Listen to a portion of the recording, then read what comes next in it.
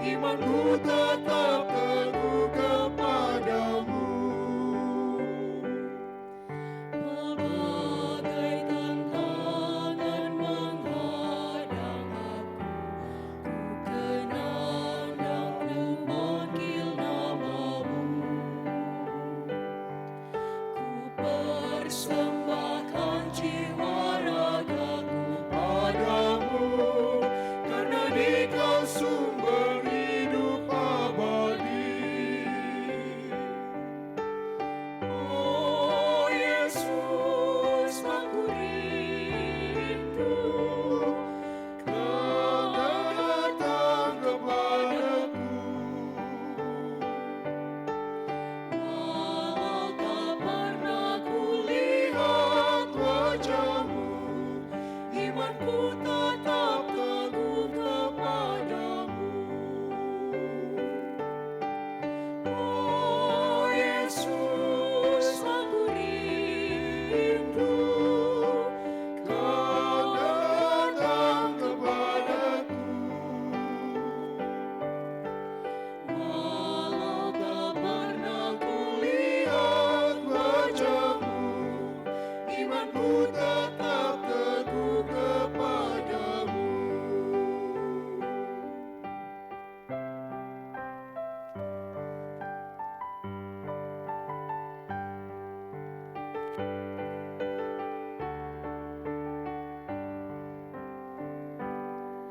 Terkadang langkahku tersandung jatuh, cintamu menjagakan diriku. Ku persembahkan jiwa ragaku Padamu, karena di Kau sumber hidup abadi. Oh Yesus, aku rindu Kau datang kepadaku. walau tak pernah Lihat wajahmu, imanku tetap teguh kepadamu. Oh Yesus, aku rindu Kau datang kepadaku. walau tak pernah Lihat wajahmu, imanku tetap teguh kepadamu.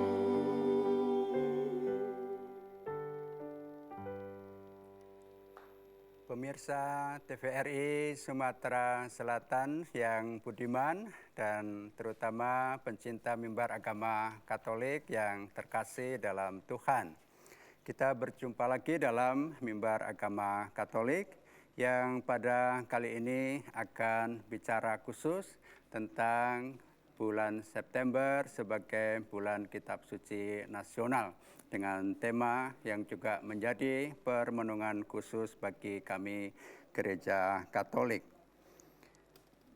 Tadi kita sudah mendengar lagu tentang refleksi akan Yesus yang menjadi pendamping dalam hidup kita manusia. Lagu tadi bercerita tentang Yesus yang adalah juru selamat yang menjadi andalan. Ini para penyanyi, ya, ada Frater Jose, Mbak Odil, Mbak Sela, Frater Bimo, dan organisnya Romo Miki. Tahu enggak bahwa bulan September ini adalah bulan Kitab Suci Nasional? Tahu ya? Suka membaca Kitab Suci? Nah, kalau Frater ada ya, pasti ya, wajib. Sela, Odil, kapan membaca Kitab Suci?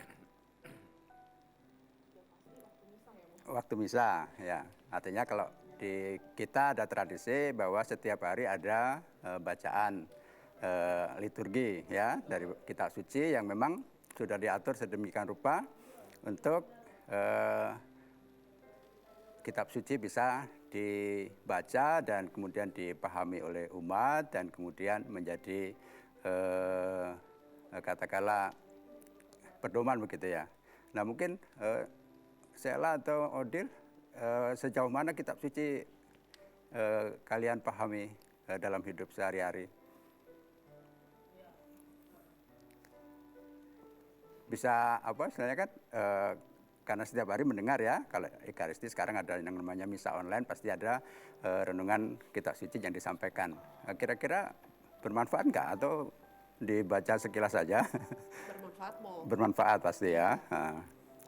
Odil? Iya bermanfaat. Sejauh mana? Bermanfaat tapi sedikit atau banyak? Pasti banyak ya, ya pasti Iya, banyak. semoga. Ya, Brother Bimo mungkin ada kesan tertentu terhadap kitab suci.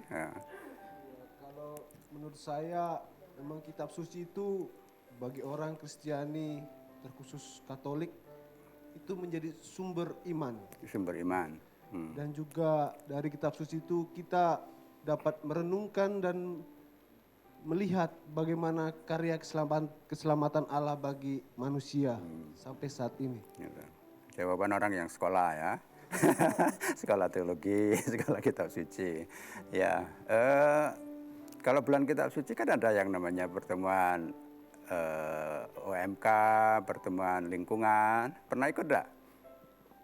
Ikut mau sebelum pandemi. Ikut sebelum pandemi. Ya, mau. Jadi nggak ada, ya. ikutnya live streaming. Oke, ya.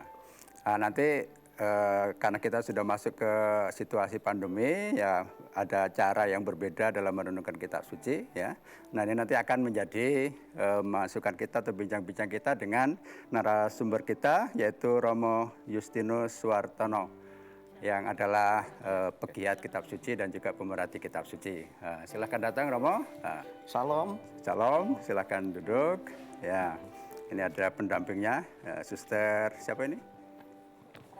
Suster Francis dan Romo Widi. Ya, silakan duduk. Terima kasih. Ya. Jadi saya sudah nanya-nanya ini para penyanyi ini, ya, karena tadi sudah menghantar dengan lagu tentang Yesus yang adalah juru selamat, bagus sekali. Tapi kayaknya mereka masih ragu-ragu dengan kitab suci. Nah, kita akan Karena barang suci ya. Ya, karena barang suci gitu. Nah, nanti kita akan memperdalam. Ya, ini saudara pemirsa, ada Romo Justinus Suwartono atau biasa dipanggil Romo Justin, yang adalah pegiat kitab suci, yang pada kali ini akan menjelaskan pada kita tentang bagaimana bulan kitab suci nasional yang diadakan pada bulan September tahun ini. Entah temanya, entah nanti apa, akan dijelaskan. Nah, pertama-tama saya akan bertanya, kenapa ada bulan kitab suci nasional dan kemudian ditentukan bulan September sebagai BKSN ya, ringkasan dari bulan kitab suci nasional, dan kira-kira bagaimana sejarahnya dan bagaimana melihatnya, Romo Justin? Iya, dalam sejarah gereja Katolik, dulu kitab suci itu sesuatu yang apa ya, yang sungguh-sungguh sakral, dalam artian tidak sembarang orang bisa membaca kitab suci. Jauh dulu itu kan. Tetapi setelah Konsili Vatikan kedua dengan dokumen Dei Verbum, kemudian para bapak konsili menganjurkan supaya jalan masuk kepada kitab suci itu dibuka lebar bagi umat. Nah, mulai dari situ kemudian kitab suci diterjemahkan ke dalam bahasa lokal sehingga umat mengerti apa yang menjadi pesan kitab suci. Karena sebelumnya dalam liturgi gereja itu dipakai bahasa Latin ya, bahasa Latin, sehingga tidak semua umat tahu. Nah, dalam perkembangan berikutnya setelah diterjemahkan ke dalam bahasa lokal, ternyata kitab suci belum juga diminati. Sampai pada akhirnya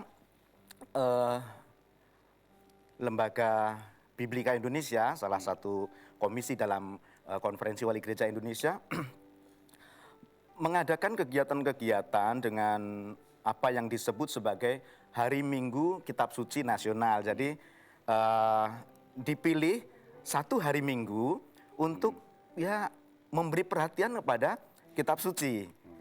Itu lalu diputuskan minggu pertama dalam bulan September itu sebagai Hari Minggu Kitab Suci Nasional. Tetapi ternyata keputusan ini memang sungguh membuat umat antusias, sehingga satu hari saja, 1 minggu itu saja rasanya tidak cukup untuk berbicara, untuk mendalami kitab suci. Nah, mulai dari situ kemudian dibuatlah 1 bulan penuh sebagai bulan kitab suci nasional. Nah, itulah yang menjadi kurang lebih latar belakang mengapa akhirnya sampai sekarang bulan September itu menjadi bulan kitab suci nasional. Jadi awalnya itu hanya Minggu ya. Hari Minggu ya. Tapi karena kebutuhan umat dan antusiasme umat untuk mengenal dan memperdalam kitab suci, ada bulan kitab suci. Mungkin nanti ya, jangan-jangan ada tahun kitab suci ya. Bisa jadi. Tapi kan kita orang Katolik kan selalu mendengar kitab suci setiap hari ya. Tapi pasti kalau namanya ada Minggu Kitab Suci, ada bulan Kitab Suci, berarti ada sesuatu yang dikhususkan begitu ya. Betul. Nah, mungkin ada tema khusus untuk tahun ini yang harus direnungkan. Memang benar. Untuk di Indonesia, bulan Kitab Suci Nasional itu memang memiliki tema-tema khusus. Misalnya sebelum tahun ini kan, beberapa tahun sebelumnya sampai tahun 2020 yang lalu misalnya, mewartakan kabar gembira di tengah krisis identitas, krisis iman dan identitas seperti itu kan. Jadi berdasarkan konteks pada masa itu gitu kan. Nah, untuk tahun ini kepada umat Katolik itu ditawarkan permenungan Yesus, sahabat seperjalanan kita. Tentu ini berdasarkan konteks aktual yang terjadi saat ini. Ya. Itu berarti karena dalam 1 bulan berarti dijabarkan begitu ya? Atau setiap hari ada pertemuan atau bagaimana? Ini Yesus sahabat seperjalanan kita ini menjadi tema besar bersama Romo. Tema besar ini kemudian dijabarkan dalam 4 kali pertemuan, jadi 4 minggu. Pada pertemuan pertama misalnya Yesus sahabat bagi mereka yang kehilangan, bagi mereka yang putus asa, Lalu minggu berikutnya, minggu kedua, Yesus sahabat bagi mereka yang kehilangan. Lalu bagi mereka yang menderita. Dan pada pertemuan terakhir, Yesus sahabat bagi mereka yang bertobat. Ya. Dan ini tema-tema khusus ini memiliki kaitan dengan konteks yang aktual sekarang ini. Ya. Konteks aktualnya ini kan pandemi ya. Pandemi, betul. Tapi ada putus asa, kehilangan, menderita lalu bertobat. Ya. Itu kan sebenarnya hampir sama itu. Mungkin ada nuansa yang kenapa putus asa berbeda dengan menderita begitu. Iya.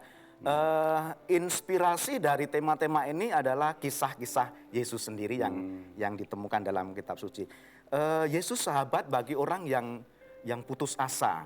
Ini didasarkan pada kisah para murid yang diombang-ambingkan oleh gelombang di danau ketika mereka menyeberangi danau. Mereka mengalami ketakutan yang luar biasa karena Yesus tidak ada di sana.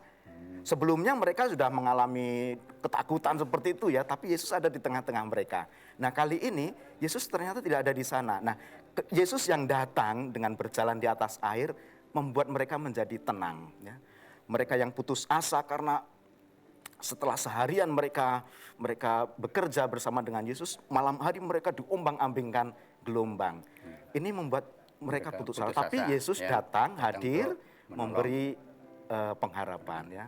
Baik, Romo Justin, menarik ini tema pertama saja sudah menarik. Saudara pemirsa, kita akan lanjutkan bincang-bincang kita. Tetaplah bersama kami setelah yang satu ini.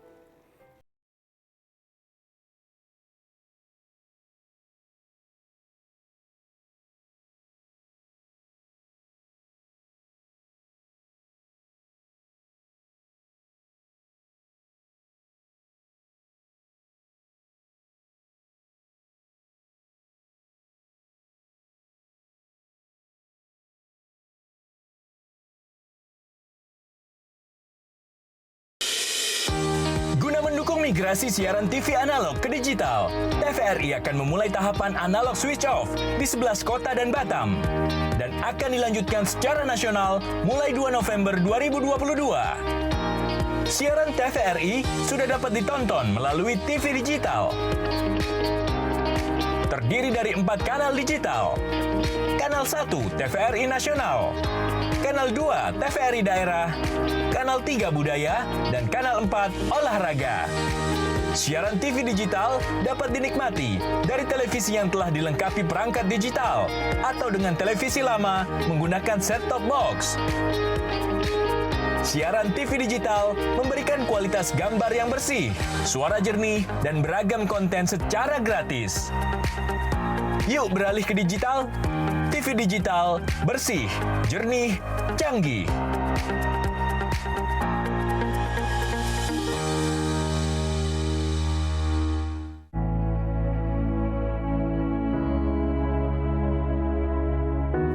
Pemirsa TVRI, pandemi COVID-19 belum berakhir. Sesuai anjuran Presiden, kita semua wajib pakai masker. Jangan pernah lepas masker saat bertemu orang lain. Mari disiplin. Indonesia pulih, Indonesia bisa.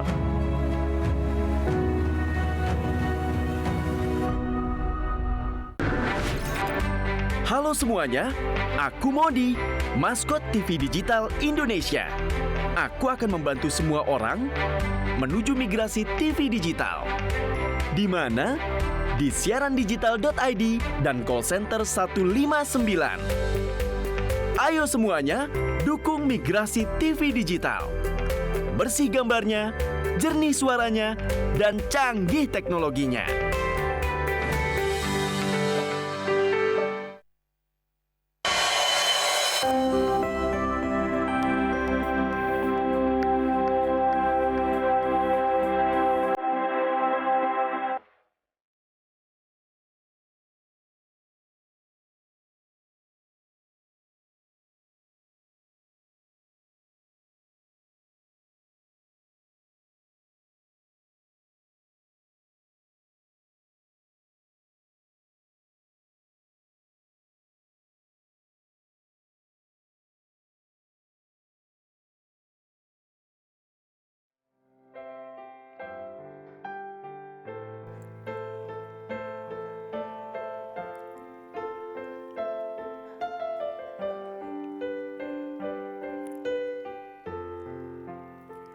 Saudara pemirsa, kita kembali berbincang-bincang dengan Romo Justin. Tadi sudah membahas tentang tema yang pertama, Yesus sahabat bagi orang yang putus asa. Nah, sekarang kita akan lanjutkan dengan tema yang kedua. Apa, Romo tadi? Tema kedua itu Yesus sahabat bagi mereka yang kehilangan. Kehilangan. Ini didasarkan pada kisah kematian Lazarus ya. Ini kisah yang sangat terkenal dan sungguh luar biasa. Lazarus itu sahabat Yesus. Yesus setiap kali ke Yerusalem, dia akan mampir ke rumah Lazarus ini. Dia tinggal bersama dengan saudarinya ya, Marta dan Maria. Kematian Lazarus tentu membuat keluarga ini sangat terpukul ya, sangat terpukul. Tetapi Yesus yang hadir di sana, Yesus yang datang itu memberi penghiburan. Bahkan Yesus bukan hanya datang, tetapi Yesus menghidupkan Lazarus. Yesus menjadi sumber pengharapan, tapi juga sumber kehidupan, gitu kan. Nah, karena itu Yesus disebut sebagai sahabat bagi orang yang kehilangan. Itu berarti menunjukkan bahwa Yesus sebetulnya punya kasih yang begitu besar ya pada keluarga Lazarus ini. Betul. Bisa diperdalam lagi kira-kira kenapa Yesus begitu mencintai keluarga ini ya. Sering dihampiri ya karena pergi ke Yerusalem ya. Ya mungkin ada alasan personal ya. Tetapi bagaimanapun juga yang namanya sahabat ya, karena ini kata kunci dari permenungan selama 1 bulan ini kan sahabat itu kan. Bebas memilih sahabat. Ya bebas. Tidak ada yang memaksa, ya. tidak ada yang mengatur. Tetapi memang karena kedekatan Yesus dengan keluarga Lazarus, Maria dan Marta ini memang ini dikisahkan berulang kali dalam kitab suci sehingga kita bisa mengatakan bahwa Yesus sungguh dekat sekali dengan mereka dan kita juga bisa menemukan dalam kisah kitab suci itu bagaimana Yesus dengan rombongannya, para murid mungkin di antara mereka ada yang banyak makan ya karena tapi mereka datang ke keluarga ini dan mereka dengan sukacita menyiapkan makanan mereka. Mereka sungguh menjadi sahabat bagi Yesus dan Yesus sahabat bagi mereka. Kalau dalam teksnya itu kan menariknya itu bahwa ketika mendengar Lazarus meninggal itu Yesus sampai menangis. Bahkan ya. kalau kita lihat dalam keseluruhan teks kitab suci itu, dalam kisah itu sungguh luar biasa sekali. Dan orang-orang memberi kesaksian, lihatlah betapa besarnya kasih dia itu kepada Lazarus ini. Nah mungkin sebelum kita lanjutkan lagi ya, ini kan temanya soal sahabat ini, mau tanya ke Romo Widi, punya sahabat karib enggak ini? Ya? Tentu punya. Tentu punya ya. Pilihan bebas. Pilihan bebas, saling mengasihi. Saling mengasihi. Pasti kehilangan juga seperti Yesus kalau misalnya ada sesuatu yang terjadi. Merefleksi kata sahabat itu kalau Romo Widi bagaimana? Itu memang sungguh-sungguh dekat betul, bisa tempat untuk curhat, mengungkapkan rahasia pribadi begitu? Kalau misalkan diserempetkan dengan tema BKSN, saya sangka sahabat itu ya memang teman seperjalanan kita. Tempat untuk berbagi suka dan duka, tempat kita juga menemukan inspirasi. Kalau kata penyanyi itu persahabatan bagaikan kepompong, justru pada zaman sekarang itu pertanyaannya seringkali bukan berubah menjadi kupu-kupu, karena persahabatan itu seringkali malah banyak rempongnya, tidak bisa menjaga rahasia dan seterusnya. Tetapi prinsipnya menurut saya sahabat yang baik, dia akan menjadi teman seperjalanan kita. Begitu, Rom. Ya, bagus sekali ya. Ini pengarang puisi ini. Suster mungkin mau nambahkan, kalau versi suster ini mungkin bagaimana namanya sahabat ini? Kalau bagi saya secara pribadi bahwa sebagai seorang sahabat itu memang sangat dekat ya. Dekat dan setiap saat mampu dan mau untuk ya mendengarkan, berbagi rasa, ya memiliki empati, kepedulian yang sangat tinggi ya. Bahkan sebagai seorang sahabat kalau ketika mendengar sahabatnya itu sakit atau sahabatnya itu mengalami permasalahan, selalu ada ketersediaan diri untuk mendengarkan, untuk menolong ya. Seandainya pun tidak bisa datang secara fisik ya mungkin mendengarkan dengan kalau sekarang ya pakai alat komunikasi seperti itu, Romo. Tapi ada hubungan timbal balik yang apa ya? Iya, Romo. Bahkan ketika mungkin sahabatnya ini bersalah, kita tetap bisa menerima begitu ya? Menerima. Ya, iya. Ada apa mudah untuk bisa memaafkan dan mengampuni walaupun mungkin sahabatnya tadi membuat rempong, membuat apa repot ya. Iya. Ya. Meskipun ya memang itu tetap harus diperjuangkan ya, Romo, tidak serta-merta instan mampu untuk seandainya sahabatnya itu berbuat sesuatu yang tidak menyenangkan misalnya ya bagaimana harus menyadarkan teman sahabatnya ini. Ya, ya. Tapi yang jelas sebagai sahabat selalu menyediakan waktu untuk saling itu. menyediakan waktu ya. Dan juga mungkin bisa saja menolak. Ya. Ya, terima kasih Suster. Nah, mereka juga mempunyai refleksi yang bagus ya tentang sahabat ini. Nah, sekarang kita merenungkan Yesus sebagai sahabat kita. Lalu tema yang ketiga tadi Yesus sahabat bagi yang menderita. Yang menderita. Nah, Yesus sebagai sahabat bagi orang yang menderita ini didasarkan pada kisah orang Samaria yang baik hati, gitu ya. Dalam teks yang akan direnungkan pada pertemuan ketiga, ditampilkan di sana kisah bagaimana ada orang yang dirampok, jatuh ke tangan penyamun, ya. Kemudian datang orang Samaria. Orang Samaria ini dengan sukarela dia membantu, menolong, menyelamatkan orang yang dirampok, yang mengalami kesulitan ini.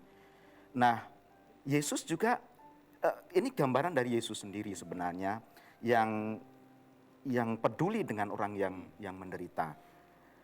orang Samaria yang baik hati ini menjadi inspirasi bagi kita. Kita tahu, kita menyadari situasi sekarang ya, banyak penderitaan yang luar biasa itu kan.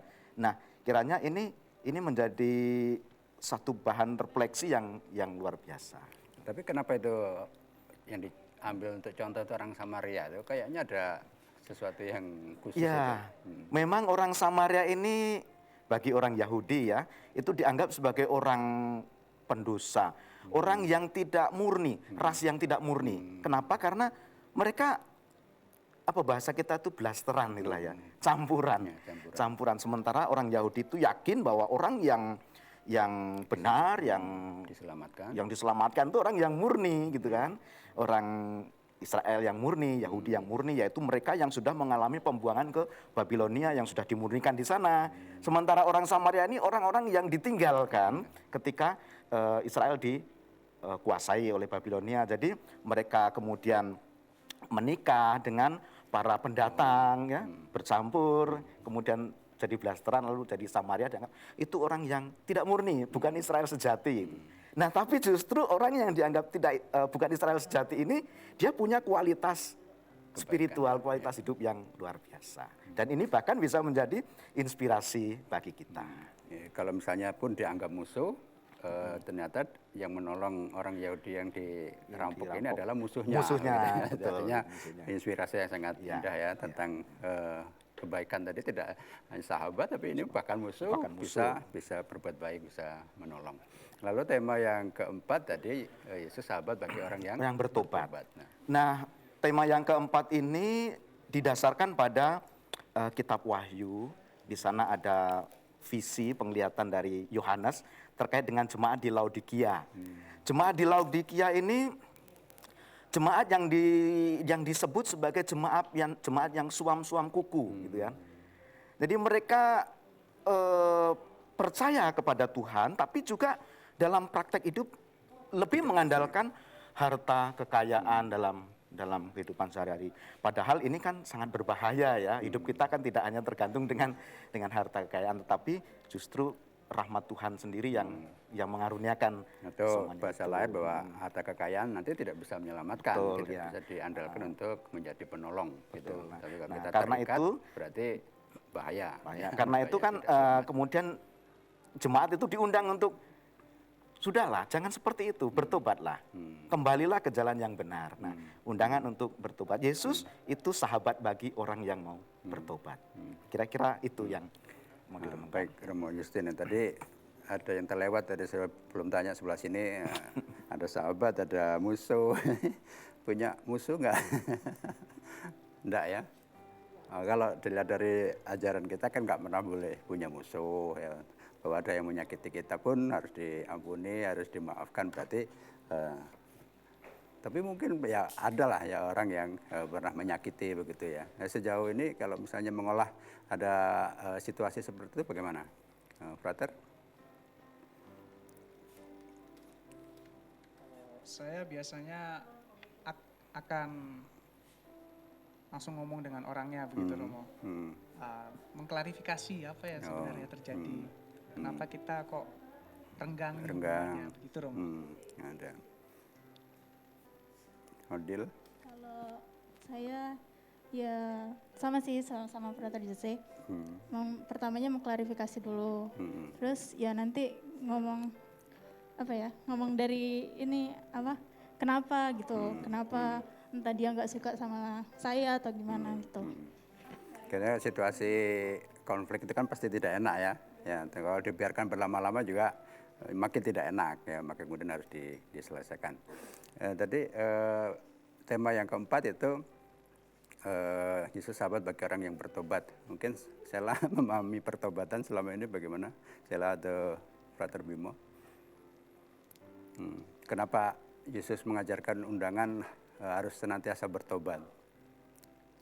Kita kan sebagai manusia mau pasti banyak salah dan dosa ya, salah dan dosa. Tuhan memberikan kesempatan untuk kita bertobat itu menurut saya suatu yang luar biasa di iman kita gitu. Jadi apa yang sudah kita lakukan dan itu salah, kalau bisa tidak kita ulangin lagi gitu. Tapi tidak menutup kemungkinan terkadang kita lupa gitu. Oh kita udah pernah ya ngelakuin salah ini, kita ulangin lagi gitu setelah bertobat kayak gitu. Kalau refleksi orang itu manusia itu tempatnya salah dan dosa gitu ya. Maka undangannya menjadi benar bahwa karena manusia selalu salah dan berdosa, ya undangannya harus selalu bertobat ya. Brother Bimo. Dengan kita melakukan dosa itu berarti kita menyakiti hati Tuhan. Tetapi secara jelas bahwa Tuhan merasa tidak tersakiti, melainkan Tuhan tetap membuka dirinya, menerima mereka yang berdosa untuk berada di pangkuannya. Dan juga orang yang mau bertobat itu mengakui, menyesali, dan mau bergerak untuk melakukan yang hal lebih sesuai dengan Yesus sendiri. Ya. Dilihat itu kayaknya kalau dilihat dari kayak gini sebagai pegiat kitab suci sudah nggak perlu banyak ngajari ya. Nah ini bincang-bincang kita semakin menarik, saudara pemirsa. Kita akan lanjutkan bincang-bincang kita yang makin menarik ini setelah yang satu ini.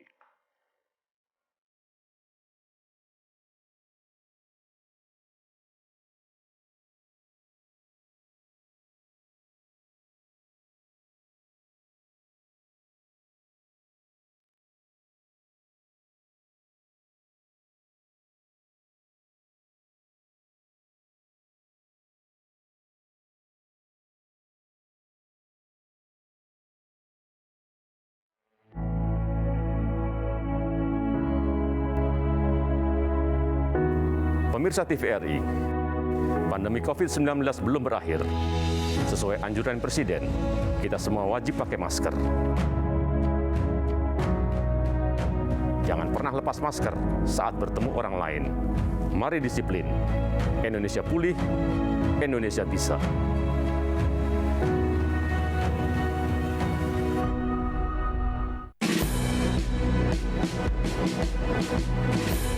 Jalani hari dengan 3 wajib, wajib iman, wajib aman, wajib imun.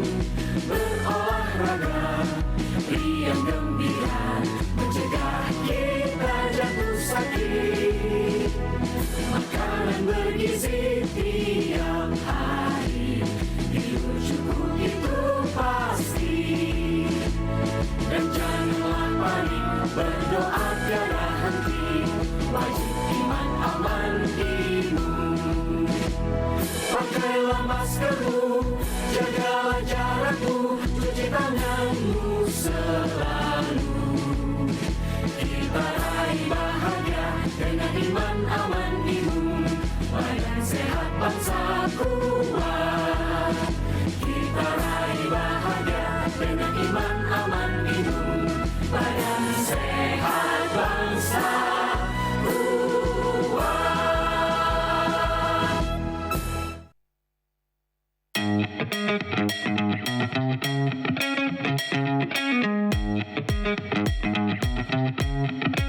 Saat beraktivitas, jangan lupa untuk memakai double masker. Pusat Pengendalian dan Pencegahan Penyakit Amerika Serikat (CDC) mengatakan, masker double bisa efektif dalam mencegah penularan COVID-19. Masuknya berbagai varian baru menuntut kita untuk lebih ketat memproteksi diri. Tapi, memakai masker double, penggunaannya juga harus tepat. Ini dia panduannya.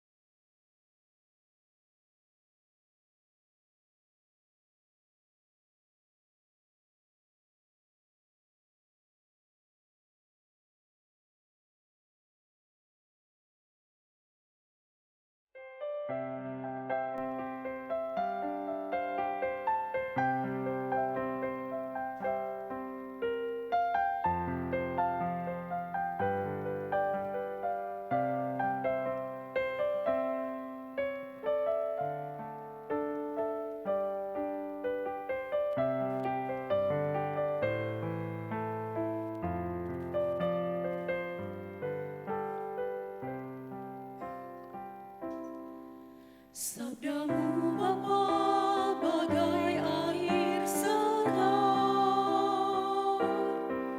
sejuk dan damai saat ku dengar, mengalir tenang tiada henti, sumber hidup dan kasih sejati. Sabdamu Bapa bagai air segar, membasahi menyuburkan bumi,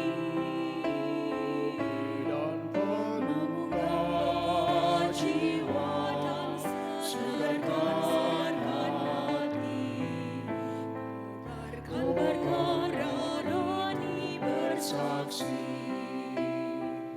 Doronglah dirimu ini jadi saksi kasih Allah. Wartakan janji bekerja, jadilah dahululah jadi bukti umat hari ini sampai akhir nanti. Doronglah diriku ini jadi saksi kasih Allah. Wartakan janji bekerja, jadilah dahululah jadi bukti umat hari ini sampai akhir nanti.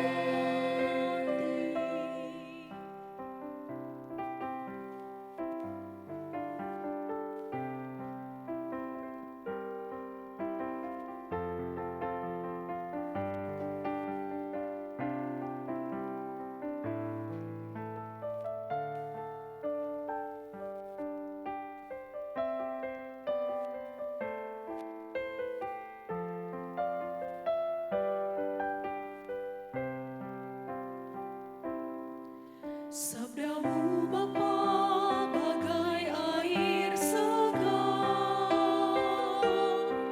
sejuk dan damai saat ku dengar, mengalir tenang tiada henti, sumber hidup dan kasih sejati. Sabdamu Bapa bagai air segar, membasahi menyuburkan bumi, menggugah jiwa dan segarkan hati, kobarkan berkara rohani bersaksi. Doronglah diriku ini jadi saksi kasih Allah. Wartakan janji bekerja, jadilah dahululah jadi bukti umat hari ini sampai akhir nanti. Doronglah diriku ini jadi saksi kasih Allah. Wartakan janji bekerja, jadilah dahululah jadi bukti umat hari ini sampai akhir nanti.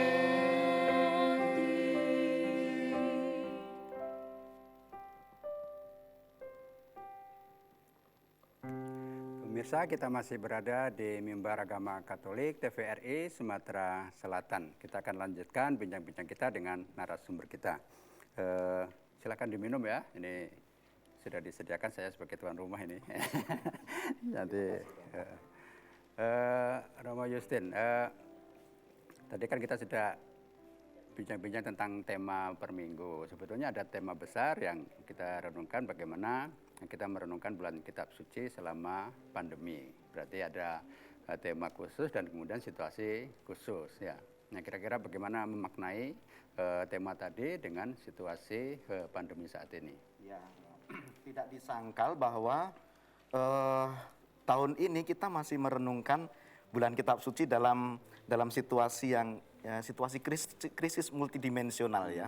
Disebut multidimensional karena berbagai macam bidang kehidupan itu terdampak gitu ya. Nah, sekarang bagaimana kita memaknai bulan kitab suci ini dalam situasi kita? Tentu ada banyak pembatasan dalam aktivitas sosial kita dan ini membuat orang putus asa, stres, bosan tinggal di rumah gitu kan, pengennya keluar. Tetapi di sisi lain juga ada ketakutan kalau nanti justru ini membawa situasi yang lebih buruk lagi gitu kan. Nah, di sisi lain bagi orang Katolik sendiri sudah sekian lama aktivitas religius itu terpaksa dibatasi ya. Tidak bisa di beberapa tempat tidak bisa bahkan berkumpul bersama gitu ya. Bahkan di Palembang ini sampai sekarang masih live streaming kegiatan-kegiatan ibadatnya itu kan. Nah, tentu situasi ini membawa persoalan tersendiri.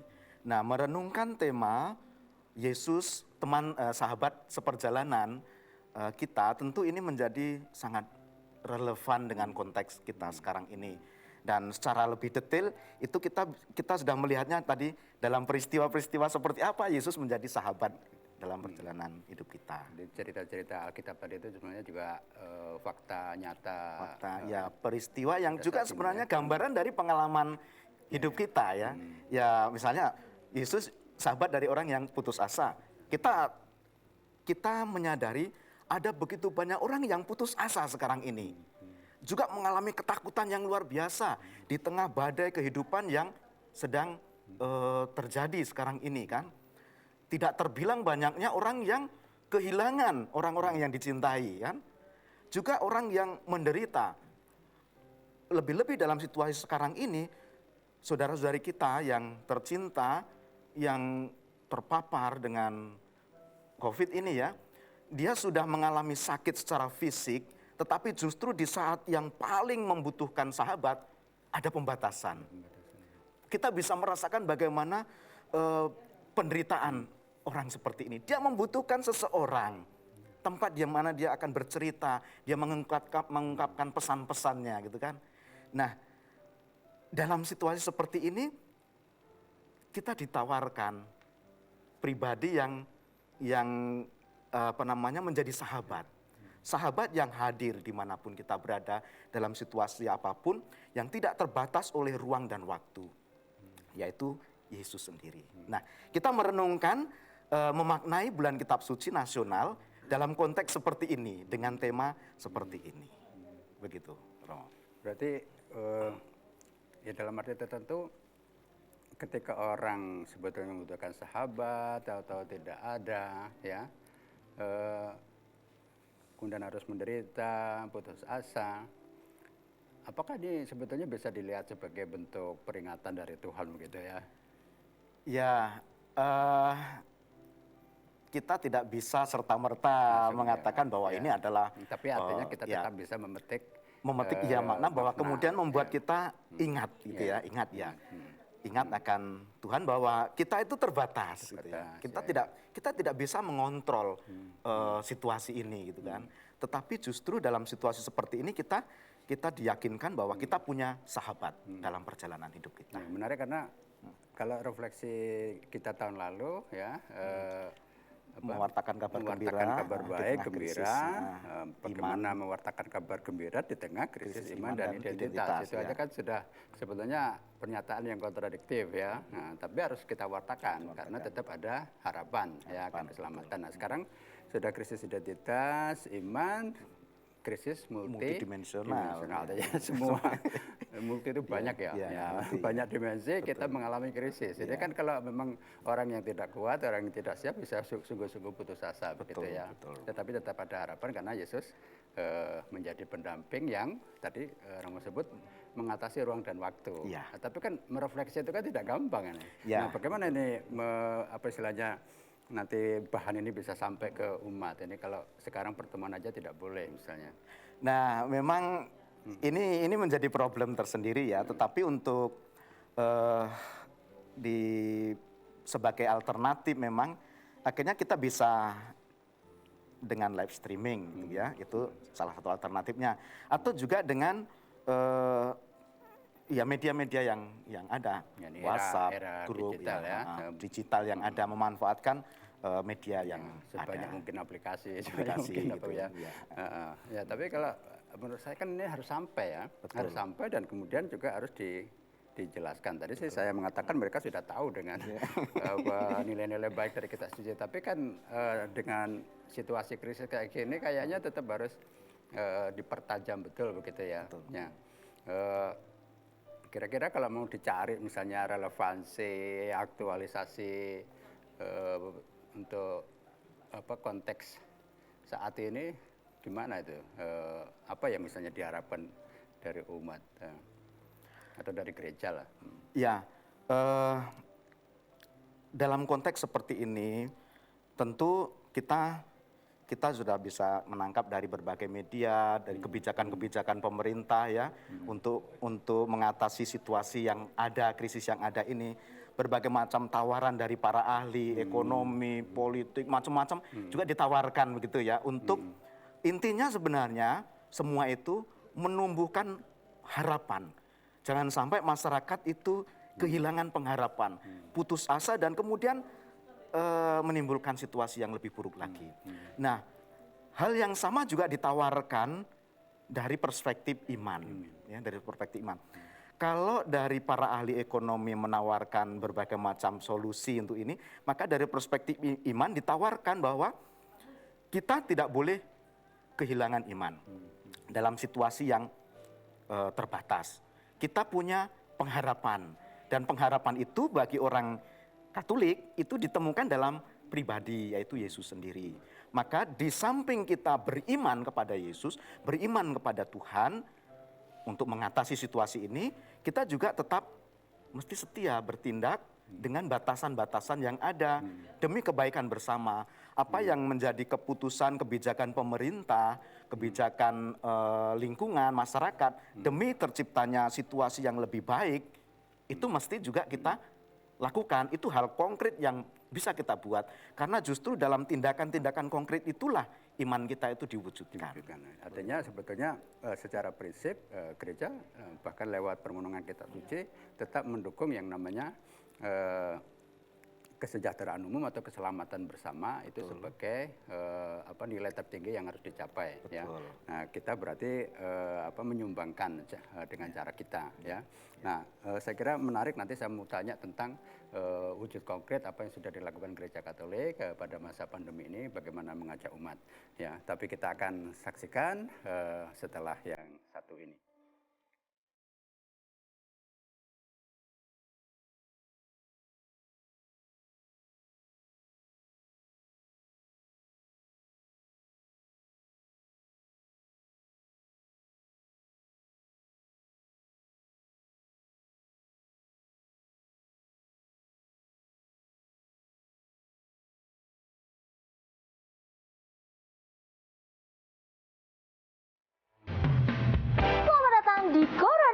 Fashion show menarik, gaya nyentrik namun menggeliti.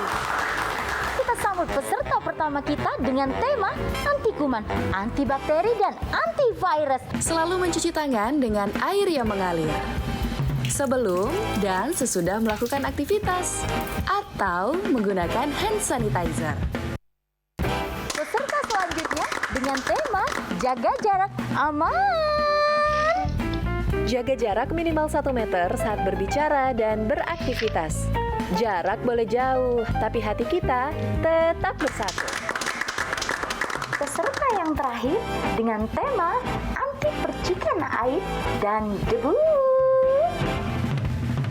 Masker dan face shield dapat melindungimu. Terima kasih telah membantu mencegah penularan COVID-19 menuju Indonesia sehat.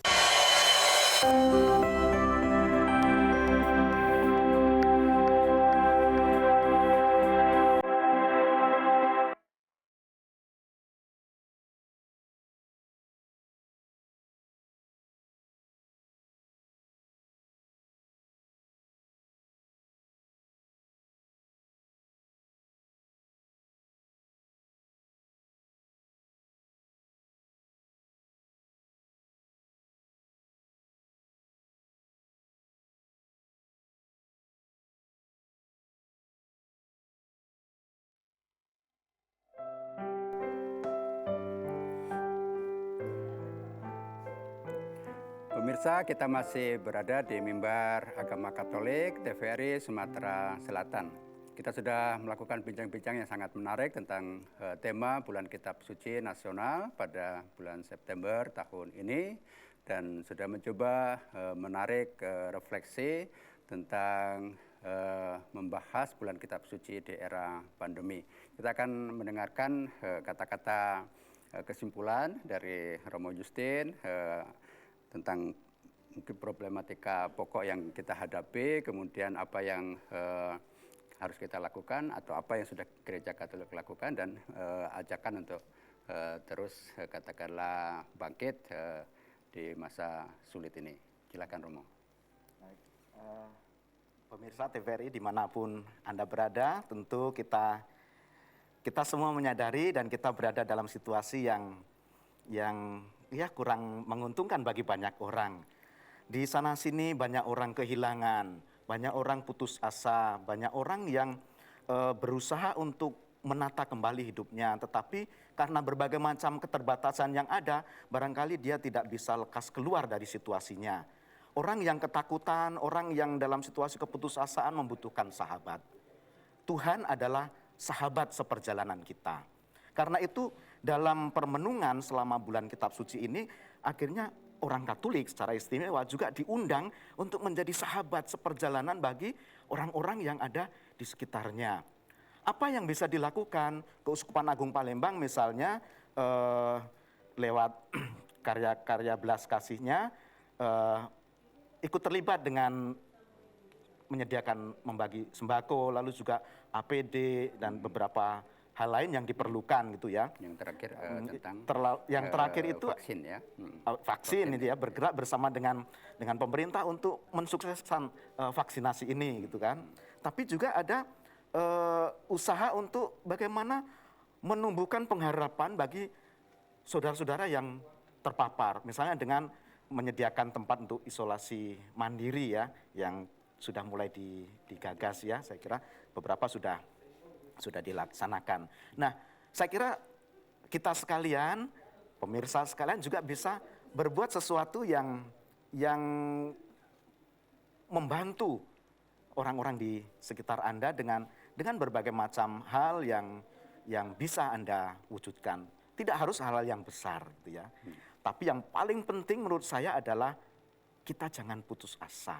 Kita jangan kehilangan pengharapan, mari kita tetap percaya bahwa badai pasti berlalu gitu kan.